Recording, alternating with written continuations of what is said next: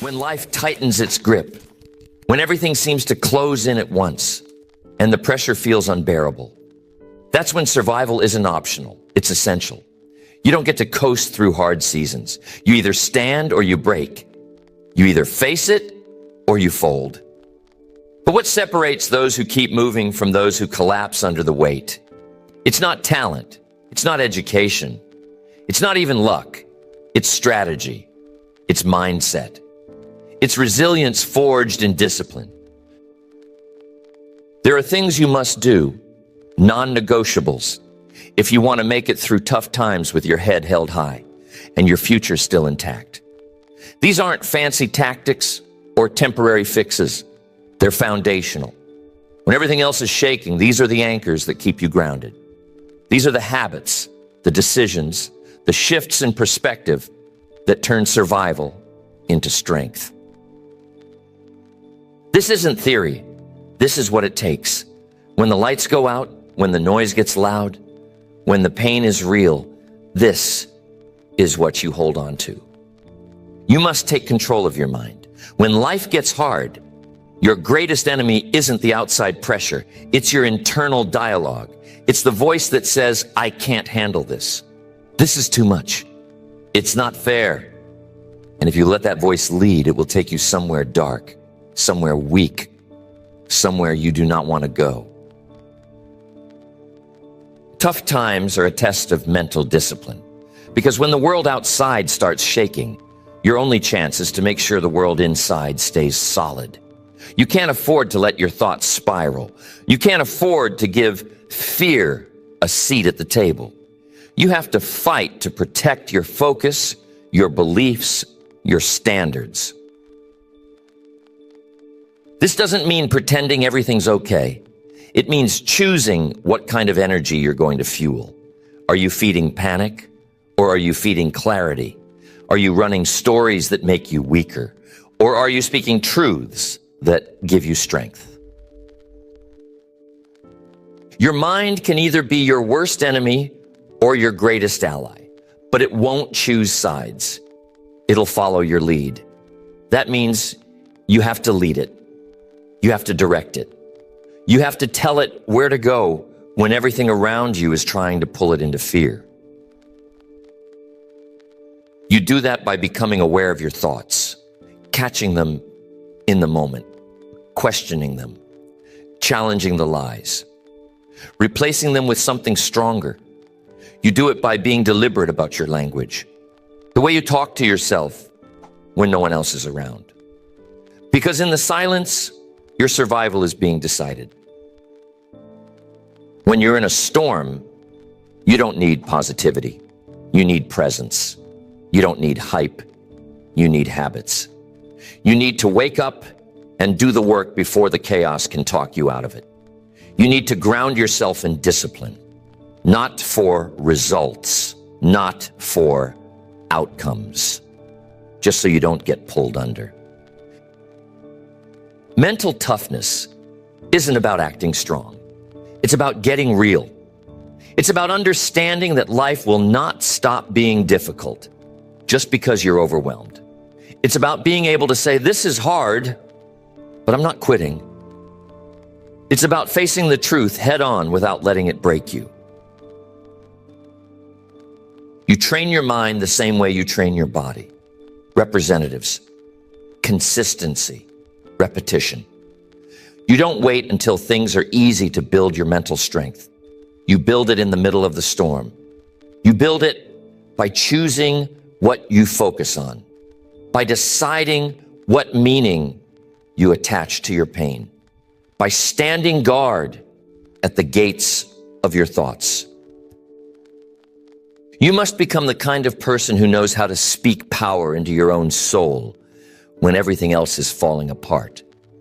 The kind of person who knows how to breathe when the pressure rises, who knows how to reset, realign, and keep showing up, not because it's easy, but because you refuse to be ruled by weakness. Control your mind or it will control you. That's not a cliche, that's survival. In tough times, you don't rise to the occasion. You fall to the level of your preparation.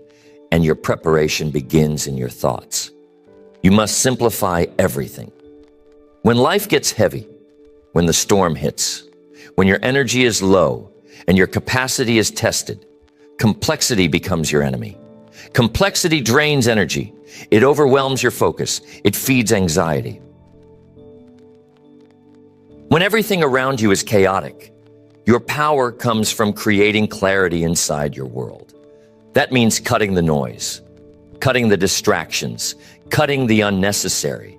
You need to reduce your life down to what actually matters, what actually moves you forward, what actually strengthens you. People lose themselves in hard seasons because they try to carry too much.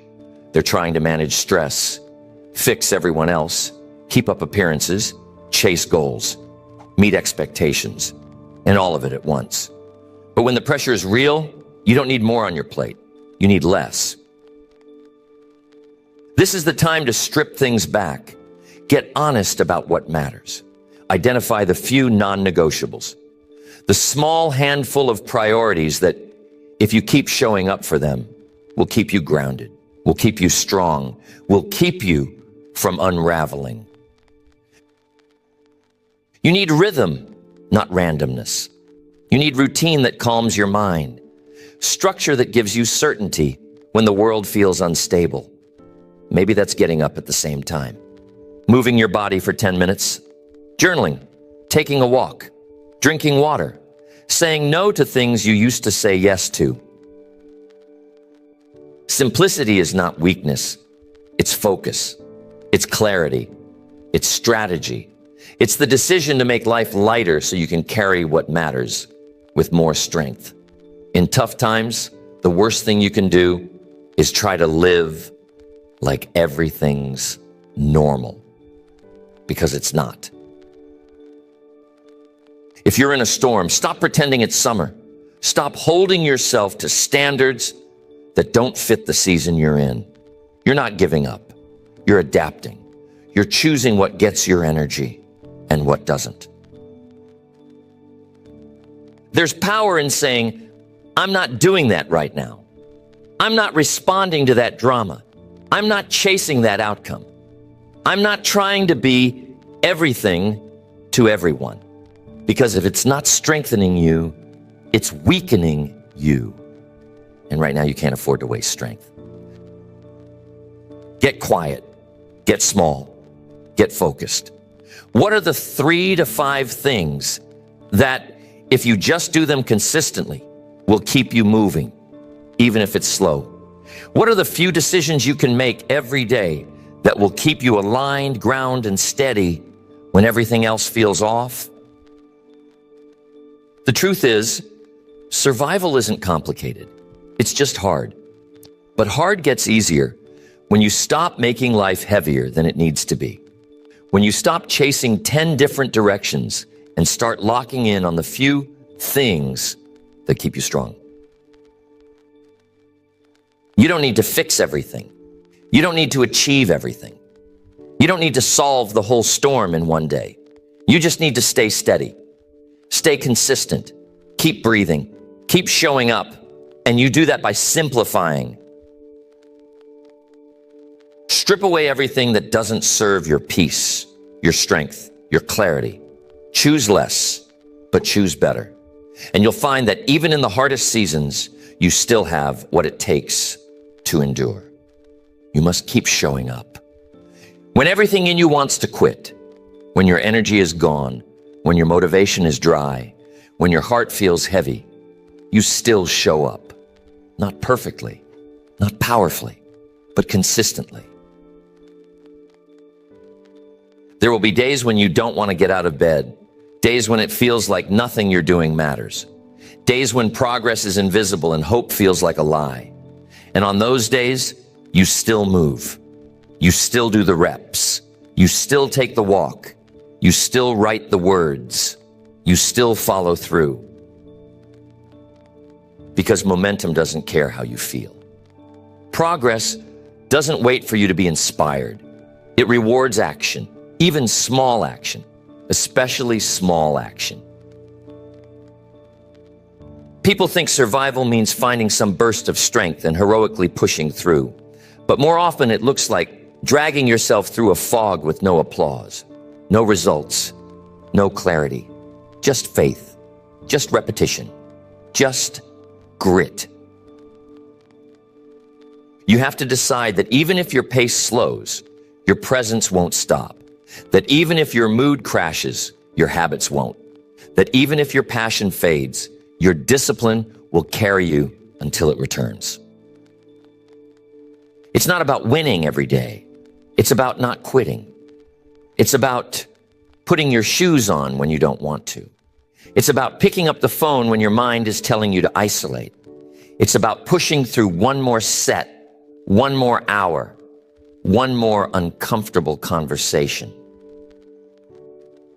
You won't feel strong every day. You're not supposed to. But your presence is a weapon. Your ability to keep showing up, even if it's messy, even if it's quiet, even if it's invisible, that's what builds your resilience. Don't confuse exhaustion with failure. Don't mistake discouragement for defeat. You're allowed to be tired. You're allowed to feel like this season is unfair, but you're not allowed to disappear. You're not allowed to surrender your future just because today is hard. And sometimes the most powerful thing you can do is simply refuse to leave. Refuse to break your own trust. Refuse to abandon the version of you who is counting on your consistency. Your future self doesn't need you to be heroic. They need you to be dependable, to do the small things, to stay in motion, to plant seeds, even when the ground looks dry. Because the day you want to quit is often the day that would have changed everything. And the only way you'll ever know is if you keep going. Even when you're numb, even when you're angry, even when it feels like no one sees you, especially then, because those are the days that forge you. Those are the days that shape you into someone who can carry weight without falling apart. Survival is a choice made every morning, not once, not occasionally, every single day. And that choice becomes your identity. It becomes your rhythm. It becomes the proof that you can endure even the darkest seasons without letting go of yourself. So no matter what, you show up. Late, if you have to. Tired, if you have to. But you don't break the chain. You don't leave the process. You don't quit on the life you haven't finished building. You must protect your peace. When you're walking through chaos, your survival depends on what you allow in and what you keep out. Not everything deserves your energy. Not everyone deserves your access. There's a kind of exhaustion that doesn't come from doing too much. It comes from absorbing too much. Too many opinions, too much noise, too many people projecting their fear, their doubt, their limitations onto you. And if you don't draw the line, you'll carry weight that was never yours to hold. In hard times, your peace becomes sacred. You can't afford to let people disturb it just because they're used to having your attention. You can't afford to let drama take root in a season when you need clarity. You can't afford to let other people's chaos become your atmosphere. That means saying no without guilt. That means turning down invitations. That means logging off, stepping back, disconnecting from anything that robs you of stability. Because your nervous system doesn't care about being polite. It cares about safety. And if peace is what keeps you steady, then it's not optional. It's not a luxury. It's a survival strategy. It's oxygen. It's armor. And you protect it by setting boundaries, by choosing stillness, by walking away from anything that doesn't match the energy you're trying to hold on to. You are not obligated to stay accessible to people who drain you. You're not required to explain your need for quiet. You are allowed to build a world around you that supports your strength, even if others don't understand it. The truth is, not everyone deserves to walk with you through hard seasons. Some people will only add confusion, insecurity, and noise. And just because someone has been close to you doesn't mean they should have a front row seat to your pain. This is the season for selective access, for choosing conversations that nourish you, for being around people who remind you of your strength, not your wounds, for protecting your schedule like your life depends on it, because it does. Peace isn't the absence of struggle. It's the presence of perspective. It's what allows you to breathe while everything else feels suffocating. And the more you protect it, the more clarity you gain, the more direction you find, the more capable you become. So if someone doesn't respect your boundaries, they don't respect your survival. If something pulls you out of alignment, you owe it no further attention. If a place or a person costs you your peace every time you engage, the math is simple. It's too expensive. There's no prize for suffering needlessly. There's no medal for staying loyal to dysfunction. This is not the season to prove your endurance by tolerating chaos. This is the season to guard your energy like it's all you have. Because some days it is. And when peace becomes your priority, everything shifts. You move slower, but with purpose. You speak less, but with more weight. You stop reacting and start responding. You stop explaining and start choosing. This is how you make it through. Not by becoming more like the storm, but by becoming more like the calm that carries you through it. Peace is not a personality trait. It's a power move. And in tough times, it's your foundation. You must find meaning in the pain. When everything falls apart, when you're hurting, when nothing seems to make sense, your instinct will be to escape, to run, to numb, to avoid. But you cannot heal what you refuse to face.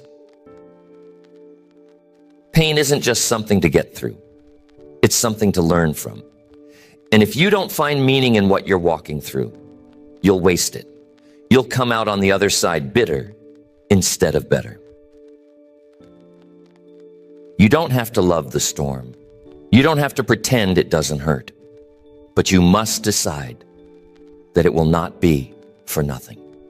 You must decide that this season will shape you, sharpen you, deepen you, even if it breaks you open first. There's a kind of strength that can only be found in struggle, not in success, not in comfort, in raw, unfiltered pain. That's where you meet yourself. That's where you discover what you're made of. And if you stay present long enough, if you stop asking, why me, and start asking, what can this teach me? You begin to shift. You stop being a victim of your circumstances and start becoming a steward of your growth. The truth is, growth hurts, but so does staying stuck. So does denial. So does pretending everything is fine when it's not. The difference is, pain with purpose changes you. Pain with no meaning just repeats itself. You must look your pain in the face and say, you don't get to break me, you get to build me. You get to teach me what matters. You get to refine me. You get to introduce me to strength I never knew I had. Tough times don't just test you, they train you. They reveal what was hidden. They develop what was undeveloped. They remove what was never needed. And you don't see it in the moment, but you will. You will. If you try to numb the pain, you numb the lesson. If you rush the process, you miss the transformation. And you can't afford to walk through fire just to come out the same. You must find a reason to keep going, not a shallow reason, a real one. One that grips your heart and won't let go. One that says, if I make it through this, I will never be the same, and that will be worth it. Sometimes that reason is your future. Sometimes it's your family. Sometimes it's your faith. Sometimes it's simply the person you haven't met yet, the version of you that only pain can reveal. But whatever it is, you must hold on to it, because pain without purpose is unbearable. So dig deep. Ask the hard questions. What is this season teaching me? What am I learning about myself? What needs to change? What needs to heal? What do I never want to forget about this experience? You don't get to choose the storm, but you get to choose what it creates in you. You get to choose whether you let it define you or refine you. You get to decide if it will be the end of something or the beginning. This is how you survive, not just by getting through the pain, but by using it, by finding meaning, by turning the most brutal chapters of your story into the foundation for your strength. You must stay connected. When everything falls apart, isolation starts to look like safety. You start telling yourself, no one understands. I'll deal with this alone. I don't want to be a burden. And that mindset is dangerous. Because while solitude can be healing, isolation can be lethal. The more you pull back, the easier it becomes to spiral. The more you convince yourself that you don't need anyone, the deeper you sink into survival mode. And that's when your vision starts to blur. That's when your mind starts to turn on you. Connection is not just emotional, it's structural. It gives you accountability. It gives you reflection. It gives you feedback, perspective, and strength when your own strength is fading. In hard times, the tendency is to withdraw. But that's when you need people the most. Not people who will pity you. Not people who will give you easy answers. People who will sit with you, stand with you, tell you the truth, remind you of who you are when you forget. You need someone to say, I see your pain, and I'm not leaving. You need someone who isn't trying to fix you, but who refuses to let you disappear. That kind of presence isn't optional. It's part of your healing. But here's the truth. Connection isn't always convenient. It takes effort. It takes vulnerability. It takes reaching out even when you don't feel like it. Even when your instinct says, just stay quiet. You need to speak. You need to open the door, even a little. You need to let people into your process. You don't have to perform. You don't have to be strong for them. You just have to be honest. Sometimes survival sounds like, hey, I'm not okay today. Sometimes it looks like sitting in silence with someone who just lets you be real. Sometimes it's a phone call, a walk, a letter, a moment of eye contact that reminds you that you're still human. You weren't meant to do this alone. Even if you've learned to depend on yourself, even if you've been hurt before, even if it feels easier to go silent, tough times have a way of convincing you that you're on your own. But that is the biggest lie. You're not weak for needing connection. You're wise. Because nobody gets through life alone. And the ones who pretend they can, they break. Quietly, slowly, deeply. There's nothing wrong with needing help. There's nothing wrong with needing someone to listen, to walk beside you, to say, you don't have to carry this by yourself. That's not weakness, that's strength. And yes, not everyone will be safe. Not everyone will understand, but that's not a reason to isolate. That's a reason to choose wisely, to find the people who have earned your trust, to keep seeking connection that feels solid, that feels real. Survival isn't just about staying strong. It's about staying supported. You need people in your corner, people who don't need you to be perfect, people who don't expect you to have it all together, people who are willing to walk through the mess with you, not around you. And maybe you only have one person like that. Maybe you have to build that circle from scratch, but it's worth it because connection is your anchor. And in the middle of the storm, Sometimes you don't need answers. You just need to know you're not alone. You must move your body. When the world feels heavy, your body feels it first. Stress doesn't just live in your mind. It settles in your shoulders, your chest, your gut. It tenses your muscles. It shortens your breath. It floods your system. And if you don't move it out, it stays. It lingers. It builds. It traps you in a cycle where mental exhaustion becomes physical fatigue. And before you know it, you're stuck in a fog you can't shake. Movement isn't about fitness in tough times. It's about freedom. It's about moving your energy, shaking off the weight, creating momentum when your motivation is gone. You're not training to impress. You're moving to survive. Your body needs rhythm. It needs activation. It needs oxygen, blood flow, grounding. When you feel like you're drowning in thought, movement pulls you back to your body, back to the moment, back to something you can control. You don't need a gym. You don't need a plan. You don't need permission. You just need to move. Walk around the block, stretch, do 10 push-ups, dance in your room with no music. Whatever breaks the stillness, whatever breaks the cycle. Because motion disrupts depression. Movement cuts through mental clutter. It gives you a chance to shift state, physically, chemically, emotionally. Your body is a tool, and if you ignore it, it becomes a trap. You can't think your way out of some storms. You have to move your way through them. There are days when clarity doesn't come from journaling or meditation or deep conversation. It comes from sweat, from pace, from breath. You don't need to do it perfectly. You don't need to follow a routine. You just need to interrupt the freeze.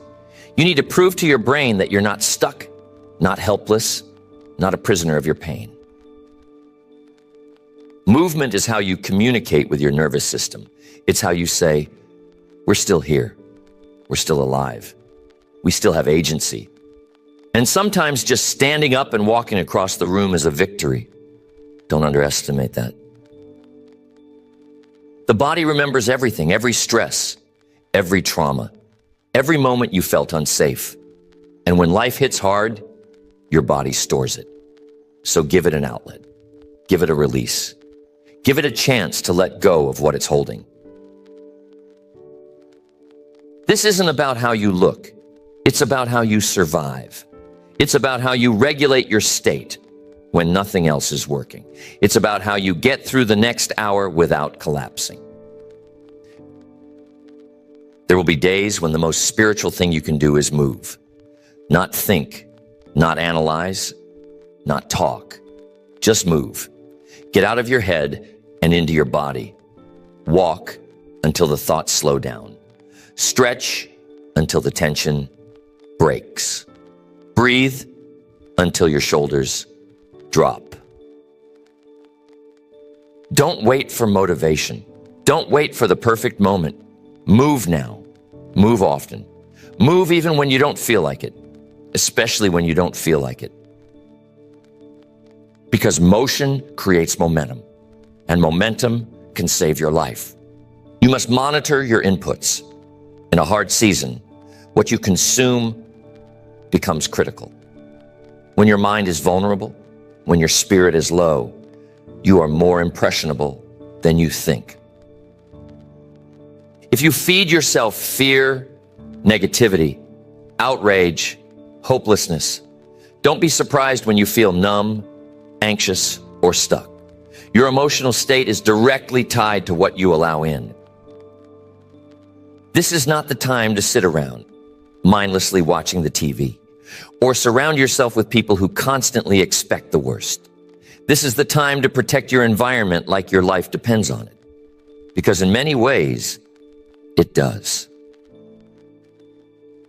When you're in survival mode, you must become intentional about everything you let in, what you listen to, what you read, who you talk to, the tone of the voices around you. Not everything is safe for your peace. Not everything is safe for your clarity. You can't listen to people who are addicted to complaining and expect to feel hopeful. You can't spend all day consuming crisis and expect to feel calm. You can't keep engaging with things that makes you feel smaller, weaker, or more afraid and expect to rise. You become what you absorb. You reflect what you're exposed to. And in a tough time, your energy is too valuable to waste. You need to pour in what lifts you. You need to guard your attention like it's your most sacred currency. This is where people miss it. They think survival is just about holding on. But no, it's about filtering. It's about choosing to turn off the noise, unfollow the source, pause the conversation, walk away from the energy that takes more than it gives. You need to hear truth. You need to hear courage. You need to hear the voices of people who have made it through, who speak life, who challenge fear, who build you back when you're breaking. You're already in a battle. Don't surround yourself with people or messages that add more weight to your back. Find the messages that remind you who you are, that call you higher, that help you reset, that breathe strength into your process. You don't need 100 voices in your ear. You need a few consistent ones that keep you steady, that bring you back to center, that tell you, this is hard, but you can handle it. Curate your space. Read the words that nourish. Listen to the things that fuel you. Stay close to the stories that inspire you. Distance yourself from any input that leads you into deeper darkness. Even small shifts make a difference. 10 minutes of something that centers you, a moment of silence, a page from a book that speaks to your soul, a person who holds space for your reality without feeding your fear. Your survival is not just physical, it's psychological. And when the world feels chaotic, you must build an inner world that feels solid. You must decide what gets access to your mind. Not everything deserves a voice in your life. Not everyone gets to speak into your direction. In a hard season, you don't need noise. You need nourishment. You must stop negotiating with fear. In hard times, fear grows louder. It multiplies. It builds arguments that sound reasonable. It dresses itself in logic and says, now is not the time.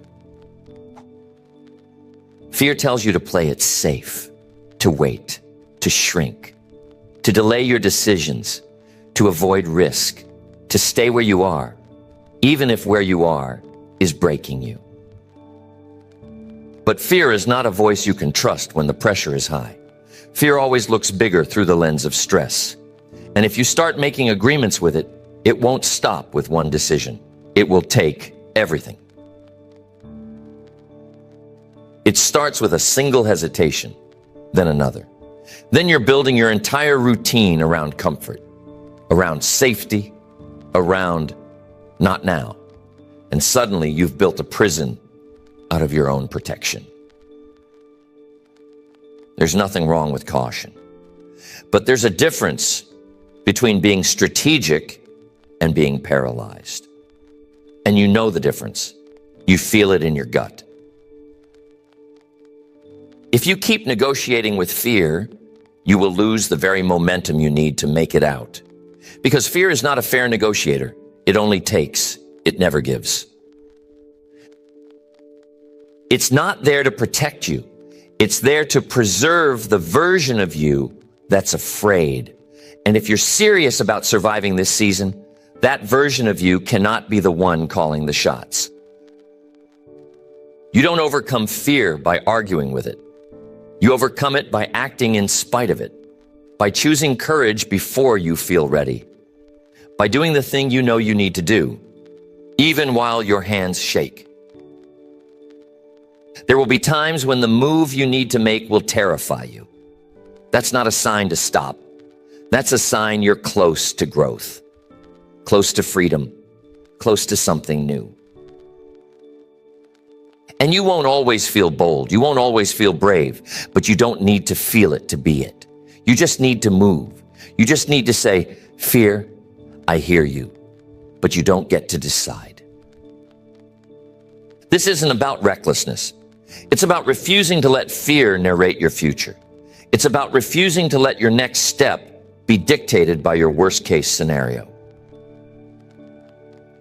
Because the cost of letting fear decide is not just inaction, it's regret, it's potential left unused, it's progress delayed, it's power wasted. So you show up afraid, you speak afraid, you walk into the room afraid, you take the shot afraid, you keep moving, because what's on the other side of fear is always something greater than what's behind it. Courage isn't loud, it's quiet. It's often invisible. It's the decision you make in silence when no one is cheering for you, when no one is watching, when everything in you says, wait, and you move anyway.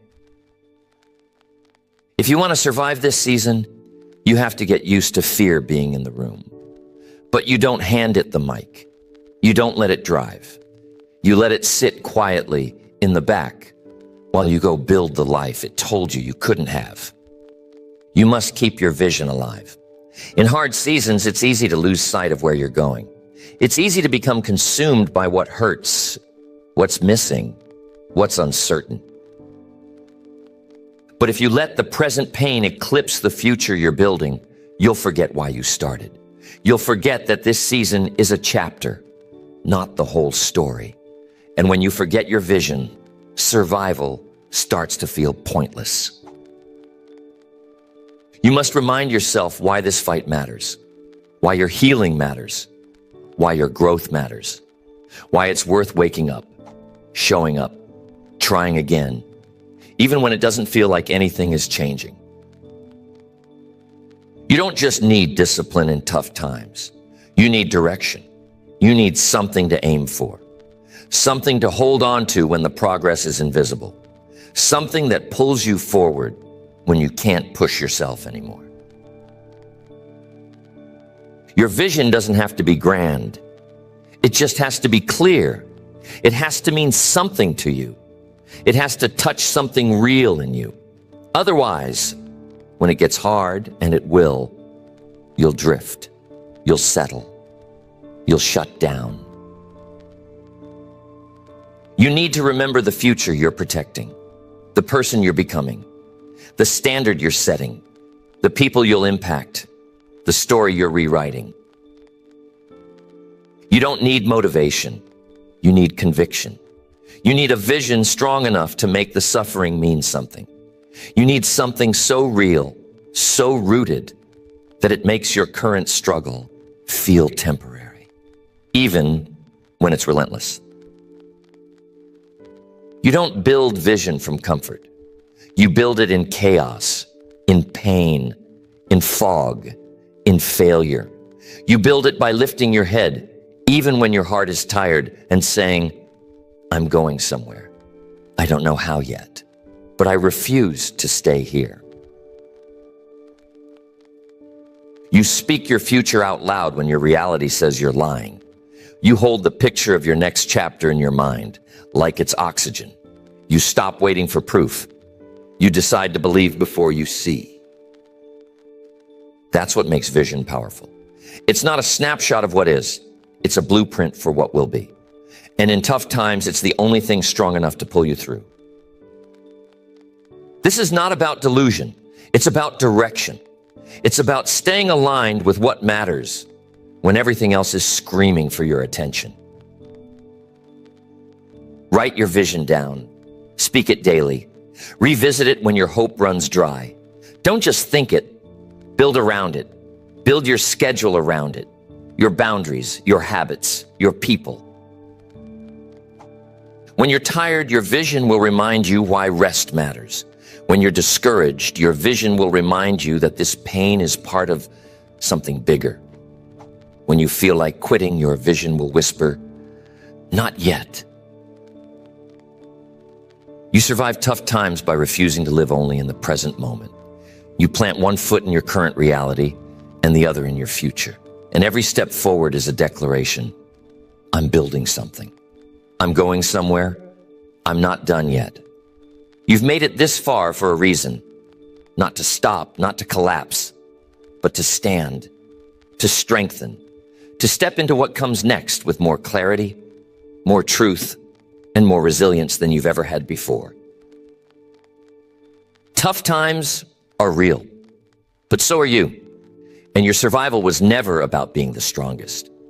It was about being consistent, being willing, being honest enough to adapt, grounded enough to endure, and bold enough to keep showing up.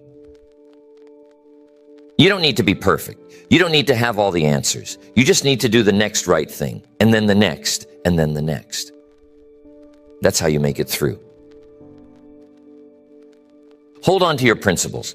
Protect your energy. Speak the truth over your life, even when your circumstances don't match it yet. And remember, you are not what you're going through. You are who you choose to be in the middle of it. There is a version of you on the other side of this that you haven't even met yet. Stronger, wiser, clearer. And every day you endure, every step you take is shaping that future. Keep going. Keep breathing. Keep building. Keep believing.